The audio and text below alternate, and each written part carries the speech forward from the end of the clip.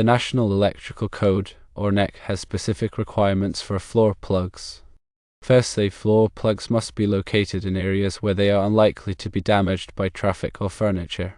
Secondly, outlets must be recessed into the floor and protected by a cover to prevent accidental contact. Thirdly, outlets must be spaced at least 6 feet apart. Fourthly, floor plugs must be protected by a ground fault circuit interrupter, or GFCI, to prevent electrical shock. Fifthly, the current rating of the floor plug should match the appliances or equipment it will be used with. Sixthly, floor plugs in wet or damp locations must be rated for use in those environments. It is advisable to hire a licensed electrician to ensure proper installation and code compliance. Choose a location that is convenient and out of the way of foot traffic. Install a recessed outlet with a cover to protect the plug from damage. Install a GFCI outlet for added safety. Match the current rating of the floor plug to the appliances that will be used.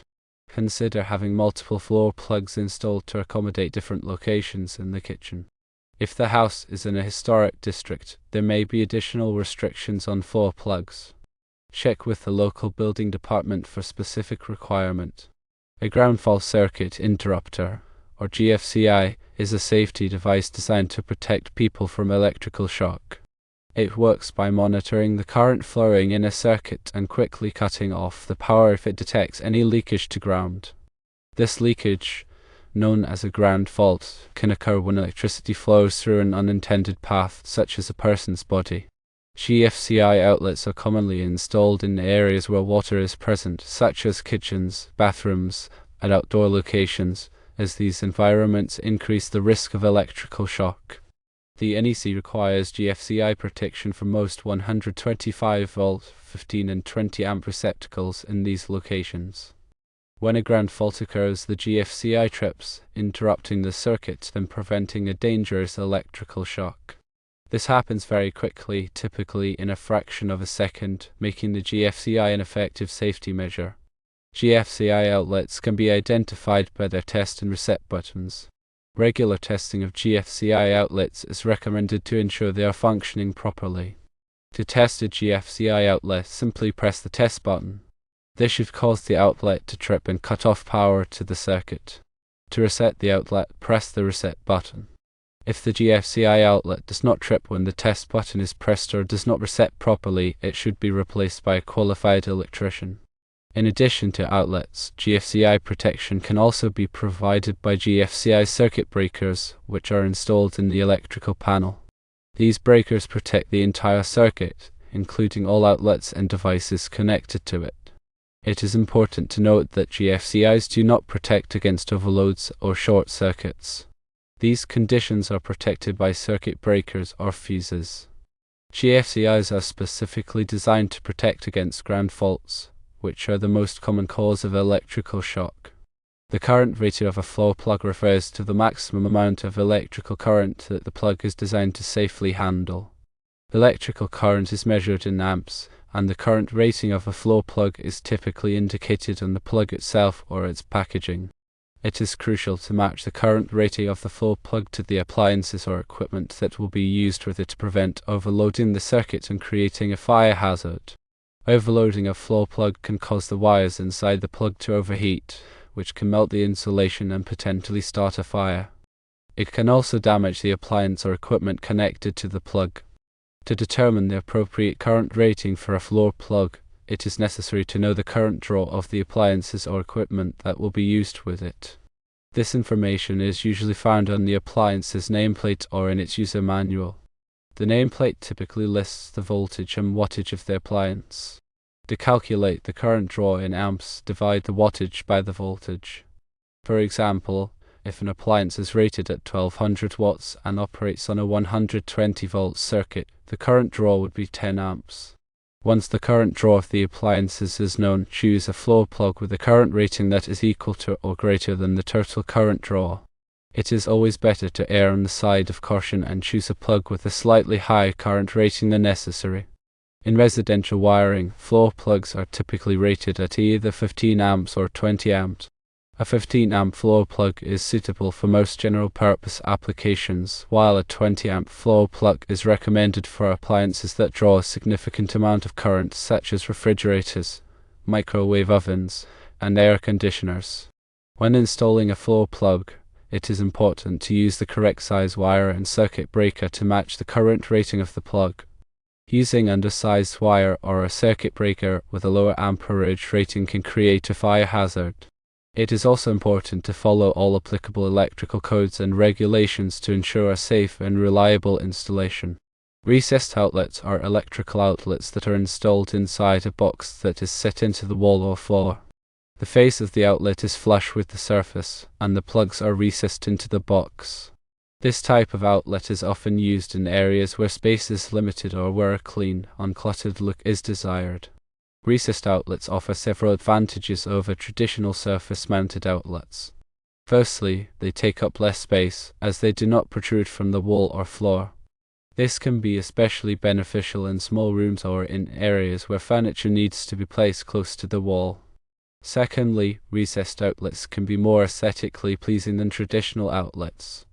They provide a clean, minimalist look that can complement any decor. Thirdly, recessed outlets can be more durable than traditional outlets.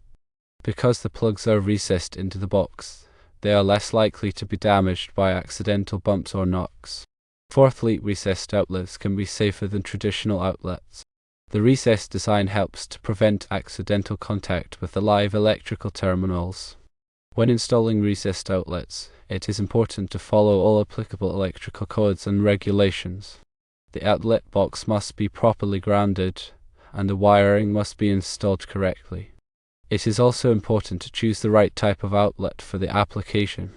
For example, GFCI outlets should be used in areas where water is present, such as bathrooms and kitchens. There are many different types of recessed outlets available, including standard outlets, GFCI outlets, USB outlets, and combination outlets. Standard outlets are used for general-purpose applications, while GFCI outlets are used in areas where water is present. USB outlets allow you to charge electronic devices without using an adapter, and combination outlets provide both standard and USB ports. When choosing recessed outlets, it is important to consider the specific needs of the application.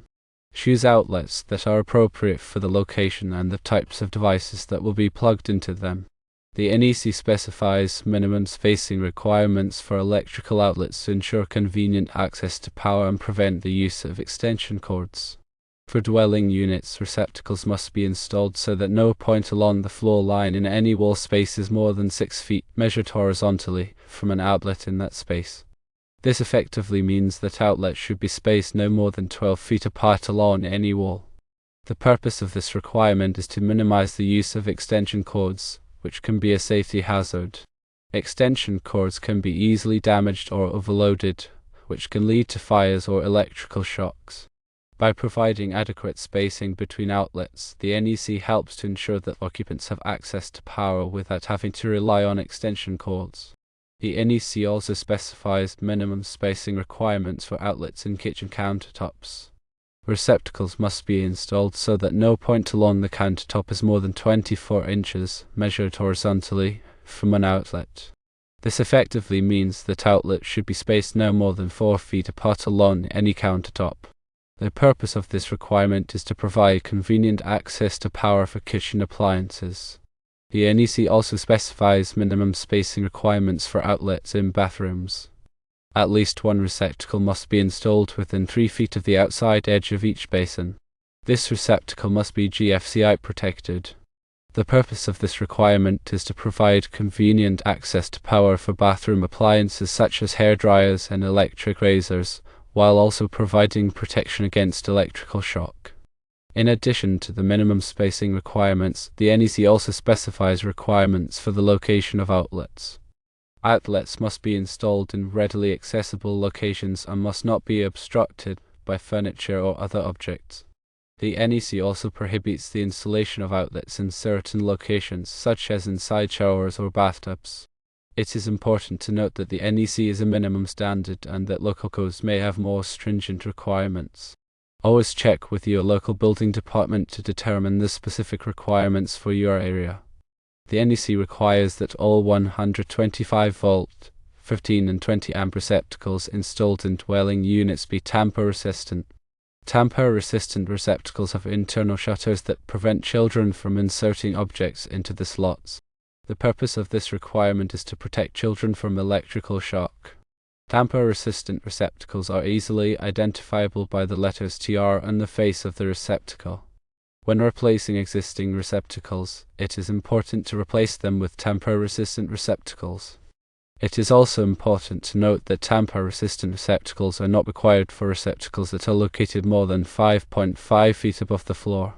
The NEC also specifies requirements for the grounding of electrical systems. All electrical systems must be properly grounded to protect against electrical shock and to provide a path for fault current to flow back to the source. Grounding is typically achieved by connecting the metal enclosures of electrical equipment to a grounding electrode, such as a ground rod or a metal water pipe. The grounding electrode must be properly sized and installed in accordance with the NEC. The NEC also specifies requirements for the overcurrent protection of electrical systems.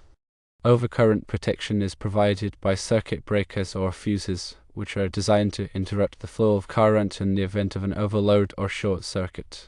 The purpose of overcurrent protection is to protect against fires and electrical shock. Circuit breakers and fuses must be properly sized to match the ampacity of the conductors they are protecting. The NEC also specifies requirements for the wiring methods used in electrical systems. Wiring methods include the type of wire, the size of wire, and the way the wire is installed. The NEC specifies different wiring methods for different applications. For example, non-metallic sheath cable or NM cable is commonly used for residential wiring, while metal conduit is commonly used for commercial wiring. The NEC also specifies requirements for the installation of electrical equipment. Electrical equipment must be installed in accordance with the manufacturer's instructions and must be properly supported and secured. The NEC also prohibits the installation of electrical equipment in certain locations, such as in damp or wet locations, unless the equipment is specifically designed for those locations. When planning an electrical installation, it is important to consult the NEC and any applicable local codes. The NEC is a complex document, and it is important to understand the requirements before starting any electrical work. It is also important to hire a qualified electrician to perform any electrical work that you are not comfortable doing yourself. Electricity can be dangerous, and it is important to take all necessary precautions to protect yourself and others from electrical shock. When working with electricity, always turn off the power at the circuit breaker before starting any work. Use insulated tools and wear rubber gloves and shoes. Never work on electrical equipment when you are wet or standing in water. If you are not sure how to do something safely, call a qualified electrician. The current rating of a floor plug is crucial for ensuring electrical safety. It dictates the maximum amperage the plug can handle without overheating and potentially causing a fire. To determine the appropriate current rating, you need to consider the appliances or devices that will be connected to the floor plug. Each appliance has a specific current draw, typically indicated on its nameplate or in its user manual. The current draw is usually expressed in amps. If the wattage is provided instead, you can calculate the amperage by dividing the wattage by the voltage of the circuit. For example, if an appliance is rated at 1200 watts and operates on a 120 volt circuit, the current draw would be 10 amps. Once you know the current draw of all the appliances that will be connected to the floor plug simultaneously, you can determine the appropriate current rating for the plug. It is always recommended to choose a floor plug with a current rating that is equal to or greater than the total current draw of the appliances. This provides a safety margin and prevents the plug from being overloaded. In residential wiring, floor plugs are typically rated at either 15 amps or 20 amps. A 15 amp floor plug is suitable for most general purpose applications, such as lamps, televisions, and computers. A 20 amp floor plug is recommended for appliances that draw a significant amount of current, such as refrigerators, microwave ovens, and air conditioners. When installing a floor plug, It is important to use the correct size wire and circuit breaker to match the current rating of the plug. Using undersized wire or a circuit breaker with a lower amperage rating can create a fire hazard. The wire size is determined by its ampacity, which is the maximum amount of current it can safely carry. The NEC provides tables that specify the ampacity of different wire sizes based on their material, insulation type, and installation method. The circuit breaker is designed to protect the wiring from overcurrents. It will trip and interrupt the circuit if the current exceeds its rated amperage. The circuit breaker should be sized to match the ampacity of the wire. In addition to the current rating, it is also important to consider the voltage rating of the floor plug. The voltage rating indicates the maximum voltage that the plug can safely handle. In residential wiring, floor plugs are typically rated at 125 volts. It is important to use a floor plug with the correct voltage rating for the circuit. Using a plug with a low voltage rating can damage the plug and create a safety hazard. When selecting a floor plug, it is also important to consider its construction and durability. Choose a plug that is made of high-quality materials and is designed to withstand the rigors of daily use. The plug should be securely assembled and have a robust cord grip to prevent the cord from being pulled out. It is also important to choose a plug that is approved by a recognized testing laboratory such as Underwriters Laboratories or Canadian Standards Association. These laboratories test and certify electrical products to ensure that they meet safety standards. By following these guidelines, you can choose a floor plug that is safe, reliable, and appropriate for your needs.